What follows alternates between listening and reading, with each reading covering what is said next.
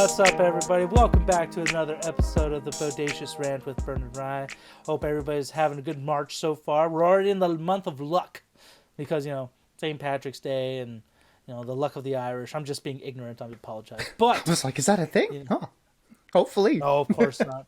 Well, I just think, Valentine's Day is the month of love. So I was like, like being an Irish holiday, the luck of the Irish, it's just dumb.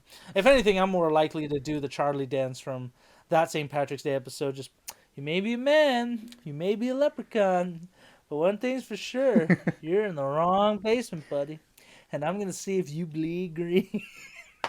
That was one of my favorite episodes because it's like, dude, you're drinking paint and you're just losing your fucking mind because you're drinking paint. So, oh my gosh.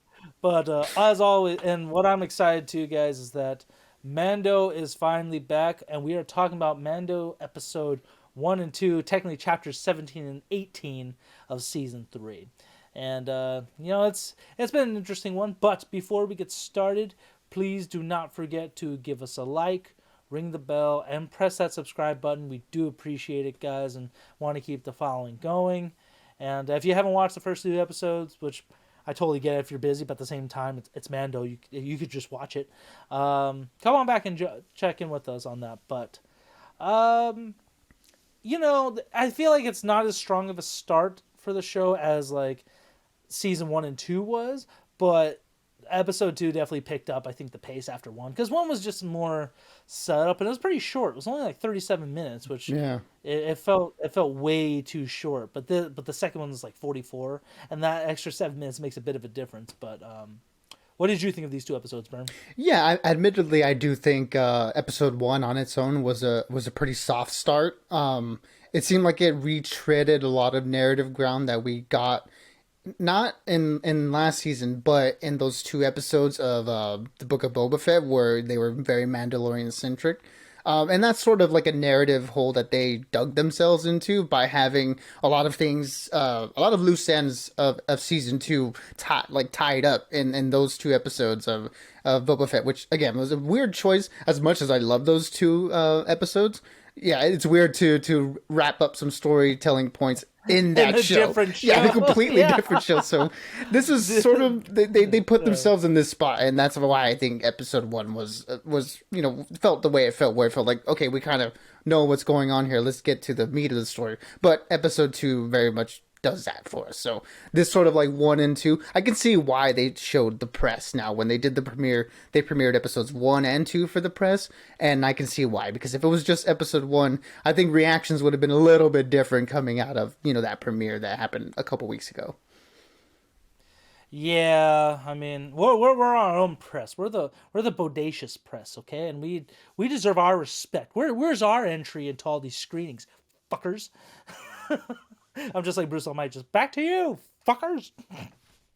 But anyways, yeah, like 1 was just too much setup for me. I mean, it was fine, but yeah, that makes sense why, because they did it in a totally different show, so they had to just kind of fill in the audience. Because I did see some stuff after last week where audiences were confused, like why Grogu's back with him after just going with Luke, and it's like, so clearly you guys just didn't care for Book of Boba Fett. Even like it wasn't the best show, but for this, I think these extended stories like this one and Mando, you kind of did need to watch it too, in my opinion. Yeah, and that's not to say that episode 1 was a bad episode. I don't think it was a bad episode. It just, it doesn't hit the ground running like season 2 did. Like season 2 just was like full on sprint. Here, they have to do a little bit of table setting to get people who didn't watch Boba Fett caught up. Yeah, and episode 1 again is pretty easy to follow. Din goes to what was that planet called? Navarro, trying to recruit some help and stuff because he wants to take back Mandalore. Actually, after saving the Death Watch from that giant tortoise crocodile thing, ruining that child's baptism, a new youngling, or what do they call him? It's the foundlings. Is it younglings? Foundling, thank you. Mm-hmm. The new foundling into the Creed, which is actually a pretty cool. That was a pretty cool opening scene. Just seeing the ritual happen and that kid getting his own little helmet. It was adorable. Yeah. And then that essentially another crate shark / again tortoise crocodile. I don't know what to call it. And And even though he wants to, it sets the point that he wants to not only regain Mandalore, but he wants to regain his place among the Death Watch cult. Because and it makes sense because they've been his family since he was a child, since his other family was killed off during the Clone Wars, and so I thought that was okay. And then seeing Grief Karga and Navarro all fancy, I thought that was actually really interesting to see Mm-hmm. that place go from like complete slum of like just bounty hunters, getting a little bit better, becoming more of a town, and then becoming an established little trading outpost, which I thought was really cool. I could see that becoming part of Star Wars land at one point, even though they kind of already have it set up. Yeah. No, Um, yeah, it definitely gave off that vibe of sort of like a Mos Eisley, like a cantina type thing, but like gone legit. Like it seemed like it was a more like established business as you mentioned, and yeah, that was. It's been interesting like checking in on Navarro and this season 2 and now season 3, how it's sort of progressively gotten nicer looking at least and a little bit better, and now that Grief Karga is the high magistrate. We can't leave out the high. He won't let us forget. It's with the interesting. little droids carrying his Yeah, the cape. I was like, escape really, droids. dude? Like, good God. Too much, man. It's just interesting to see him like try to go on the straight and narrow, and it'll be interesting to see if they can keep it that way. Or if his like old life will conflict with the new life, or if there's something going on underneath the table that's letting this sort of stuff happen. I don't know, but I'm sure we'll find out soon. Well, we kind of saw that Navarro. I mean, it could be foreshadowing where those pirates came back and they wanted to just drink at the old cantina, which is now a school. So I think it's kind of saying it may not last while Karga is there, just because, again, dude, you were like the head. You were essentially I mean, I guess I don't know the word for it, but he was the administrator of all these bounty hunters and stuff like that. So I don't know. We'll have to see what happens, but Hmm. I like that Din wanted IG-11 to come back and help him with Mandalore. Um, what was one of the I think the highlight of the first episode was just seeing those little Babu Freak aliens trying to fix Yes. IG-11 after he comes back on and his circuit's broken. And it's funny because they're just speaking like very broken English, just no fix, broken, no fix. And it's like he says he can't fix it, it's broken. I got it. Like I need this one fixed. He's like, no, new parts, no fix. And Grogu just lifting one up, like hugging it, like, oh, you're mine now. Just no, no. No It's just squeezy. like putting. It's just like that's not a pet, Grogu. Please put him down. Like I'm sorry, he's a child, and then you hear the thing go, bad baby. He tries to pick him again. Just no, no, no, no. That is So the I single really, greatest moment to ever grace television screens across the world. I'm saying it now. It's just so good. yeah. So now his new side mission is to try and find the memory circuit for IG-11 unit, which Grief and those little, I don't know what to call those Babu Freak aliens. They're just little mechanics. I guess I'll call them tiny mechanics. But they were Yeah, I saying, forgot the species is like Athlesian and something like that. I have to look it up, but yeah, I'll just call them the little Babu freaks from now. yeah, like the little mechanics were saying, no, there's nothing you can find, and even Grief was like, if you can't find it, if they can't find it, good luck. So, and then we see a very broken Bo-Katan, which at first I was a little jaded by, but then I'm like, you know what, it kind of makes sense after season 2 ended because how Din earned the dark saber with this fight with Moff Gideon, and I guess it's funny how she was super hypocritical and criticizing Din for being his like part of the Death Watch cult and all that ridiculous creed. It's like yet your people are still following the dark saber nonsense. Like who if it really doesn't matter, who cares? Like you could just given it to you and that would have been it. But Yeah, there are each like sort of slaves to tradition and in their own ways, and each one judges the other for not doing the things that they do exactly, and it's just interesting. yeah, very very interesting. Um, so I mean, she tells us, yeah, like I have no army anymore. They're all like flying out as mercenaries. So this is just me in this giant castle, which was looked pretty cool too. But it's like her giant castle and her depression chair. You know, she's really working at, you know, just like feeling bad and sorry for herself. Like I can sympathize. You know, like she's at every turn it seems like she's failed. You know, at some point. So you know, it does bring her down a little bit. I can imagine her just like sitting there on the chair and just like listening to Avril Lavigne and just feeling really bad for herself. And like, no one, don't interrupt me. All right, just make sure no one comes in. I need this moment for myself. I would just be playing Sound of Silence on repeat by Simon Garfunkel. Just the sound of silence. Just playing some Nirvana, like Batman in your Batcave with a mascara on. Just Oh my god, exactly. But that was so. That's how that one played out. In this episode, we finally get our glimpse of Mandalore after all the years of civil war and what the Empire did to it. And yeah, it's pretty depressing down there. I thought that scene was really cool, just going through the storm, like the outer atmosphere. And even though it's all nice and clear under it, it's like, dude, this place is like volcanic. Is that like volcanic glass essentially just everywhere? And that sucks because I remember in Clone Wars, Mandalore was like a legit like really healthy planet. You had oceans, buildings, like plants, like life and stuff. And yeah, it's just a desolate wasteland. So that was a bummer. But I thought it was hilarious. We got to see, I forget the mechanic's name from Tatooine. What Peli Pelly? Motto. I love seeing her. She's always like such a gem in this little side Star Wars shows and stuff. But I like that she I'm was. on record saying I did not like her in the first season, and I've really come around on that character. Yeah, just because she's doing a whole scam on this alien with her speeder and Hmm. shit. It's like really, and then the Jawas come in like, all right, let's put this back together. Let's take 5 minutes. Like it's like, oh my god, you just scammed this alien out of his credits, and even she like even they couldn't find the IG-11 circuit, but of course she volunteered. R5, which is that broken ass droid from episode 4 that just I love that part. It's like, Uncle Owen, yeah. So R5 is a bad motivator. Look, hey, what are you trying to push on us? And they're like, what? It's fine. Like it's fine. It's not. It's working right. Not really. And I love it. Even the droid was like, no, I fuck at that. I ain't going to Mandalore. And she's like, you Yeah, like, come even on. he's like, nah, I'm good. So I thought that was pretty cool. And whatchamacallit. And then when they get there and man, those cavemen, they fucking got me. I think they're called the acolytes or something on is that what Bo-Katan called them? Those cavemen looking things? I don't remember. I'm not really good at remembering the alien names, at least not right away. You know, give it a few years and I'll remember these guys. But yeah, that's how I would describe these like Mandalore cavemen, basically. Oh shit, that part got me. I was like, oh shit, what the hell is that thing? Who are you?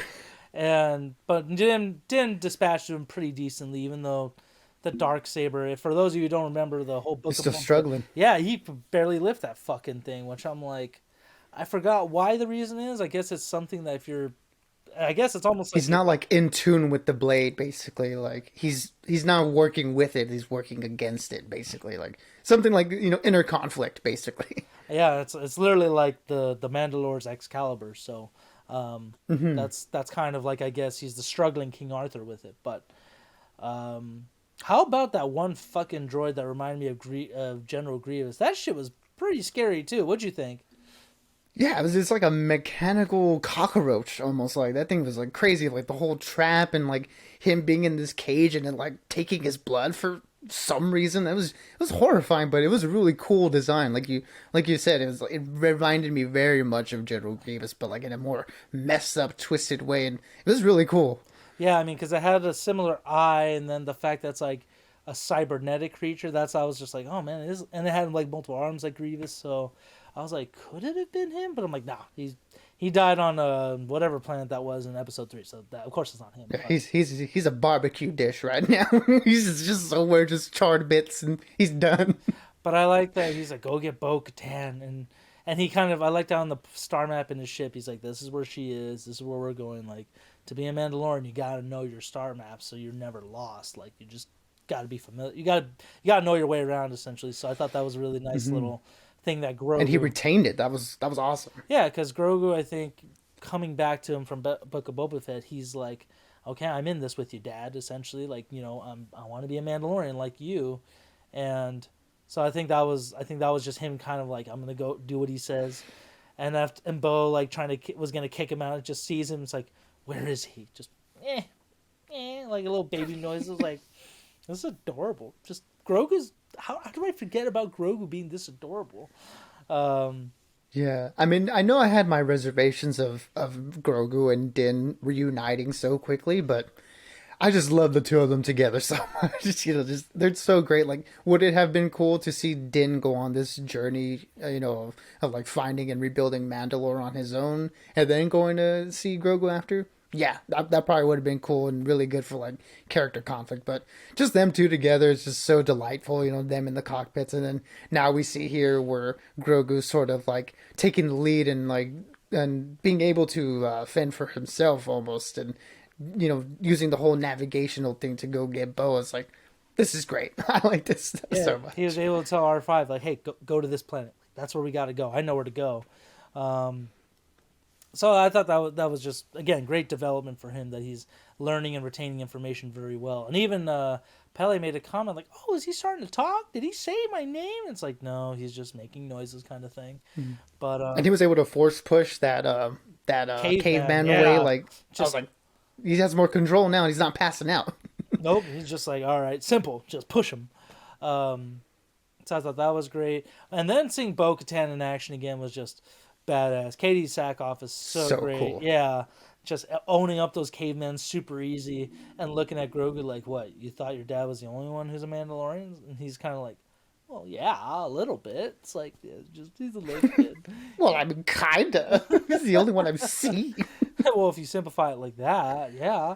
Um, and obviously she dispatches it very well, uses the dark saber exceptionally well, and I think again she With just, ease. yeah, I think that's just kind of, I'm hoping she does come into possession of it because it's like I do want to see her reign over Mandalore like successfully because at the end of the Clone Wars essentially she got it back and then it just got taken away super quick, which is super Yep. depressing. And I just like her little commentary as she's going through, like giving the history, saying, I fought side by side with Jedi, like we were quite friendly actually. So I don't know what the old history was like, and and then when she saves Din from that droid, she's just walking him through Mandalore, that underground city, which he does make that comment like, yeah, it must pain you to see it this way after seeing it full of life.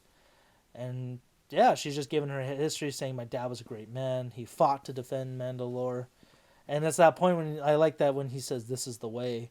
Like my condolences. She kind of like I think she found a new respect for him. Like okay, like you may not have been born here. You're not as shit pure Mandalorian, but you do respect the culture. So I respect. That's what at least that's what I got. I don't know what you thought. No, yeah, for sure. It seems like Din's conviction in the creed is kind of rubbing off on her, seemingly like a little bit, because yeah, she's like walking him through this place and sort of mockingly like giving him a tour, of this area and the history of it, sort of like in a way that she's very resentful of it and like just the way things played out. But when he responds to her and she can see that no, like this guy does actually believe in this stuff, and it's hard not to like admire someone's passion for something. So yeah, again, maybe it is sort of like a redemption for the both of them, coming up, him being redeemed in the eyes of the watch, and her sort of like finding redemption and just like becoming a leader in Mandalore. I don't know, we'll see how their stories play out, but yeah, definitely we can see they're both on like different sides of the coin, and it'll be interesting to see how they rub off on each other. Like, is she able to sort of chip away at like his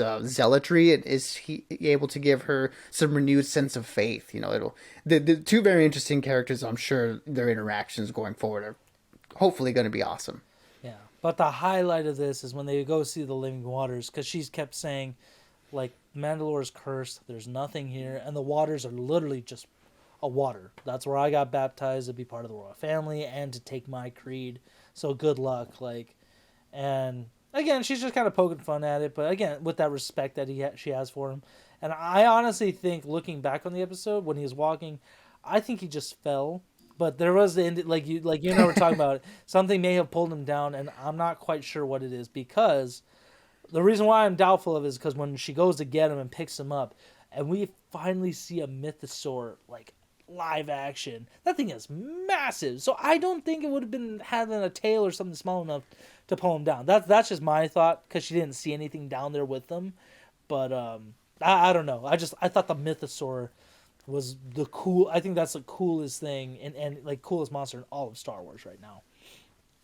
Yeah, I mean, whether he was pulled in or whether he slipped and fell in all the way to the bottom of that river, we got to see a mythosaur, which is insane. I mean, I told you for a split second, I was like, oh my god, it's Cthulhu. Like he's in Star Wars. Like, wait, no, no, he's not. That's the mythosaur. It's like, wow, that's like, of course, even cooler because, as you know, they mentioned, like, this is a creature of myth. It's something that's been ancient, like, and hasn't been seen for years, in Mandalore, and just the scene leading up to this with her, like, like seeing that Din is like very passionate about the creed, and her being like sort of like okay, like I'm kind of coming around on this, but then for her to see the mythosaur in this thing is like that's gotta I mean at some point you gotta take that as like a sort of like sign that there are like I don't know mystical forces at play or something, or at least the things that she used to believe in and thought were gone are still alive, and it's like that's such a cool thing to see. I mean, just on its own, and it's like, what does that do to her? It's really cool stuff. I mean, I'm hoping it renews her faith in this thing, and she is gonna try and get the other Mandalorians and stuff to come back.